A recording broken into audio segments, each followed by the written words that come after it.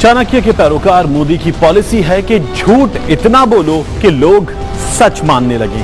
इसी पॉलिसी के तहत लाइन ऑफ कंट्रोल के पार सर्जिकल स्ट्राइक्स का झूठ गढ़ा गया, लेकिन इस झूठ का पर्दा एक दिन में ही फाश हो गया। जापानी मैगजीन डिप्लोमेट ने अपनी रिपोर्ट में भारतीय फौजी मशीनरी का खुलासा करके साफ साफ बता दिया कि भारत सर्जिकल स्ट्राइक्स की सलाहियत ही नहीं रखता।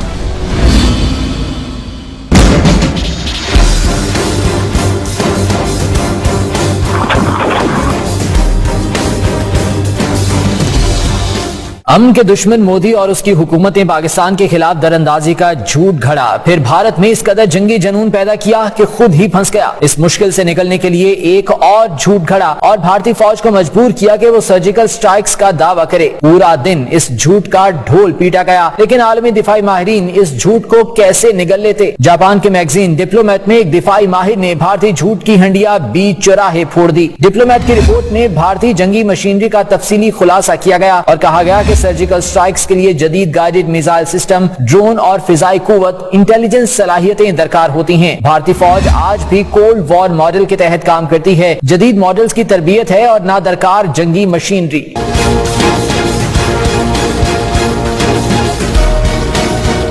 मैगजीन के मुताबिक गुज़िश्ता एक अशरे से भारत अपनी फौज को मॉडर्न बनाने के लिए ड्रोन तैयारी की सरतोड़ कोशिशें कर रहा है। भारत ने रुस्तम 1 और रुस्तम 2 के नाम से ड्रोन तैयारी का आगाज किया, लेकिन अभी वो तजुर्बाती मराहिल में है। सर्जिकल स्ट्राइक्स का दूसरा अहम जुज जीपीएस गाइडेड शेलिंग है। ये सहूलत भी भारतीय फौज के पास नहीं। भारतीय फौज रूस का बनाया पुराना जीपीएस गाइडेड असलहा इस्तेमाल करती है, जो नए सिस्टम का मुकाबला नहीं कर सकता। भारत की गाइडेड मिसाइल की सलाहियत भी बेहतर नहीं, उसका एंटी टैंक गाइडेड मिसाइल भी तैयारी के मराहिल में है। डिप्लोमेट की रिपोर्ट के मुताबिक भारत पाकिस्तान की हुदूद में ड्रोन या हेलीबोन के जरिए भी सर्जिकल हमले की सलाहियत नहीं रखता, क्योंकि पाकिस्तान का एयर डिफेंस सिस्टम बेमिसाल है। भारत आजाद कश्मीर की हुदूद में ऐसी किसी हरकत का मुतहम्मिल भी नहीं हो सकता।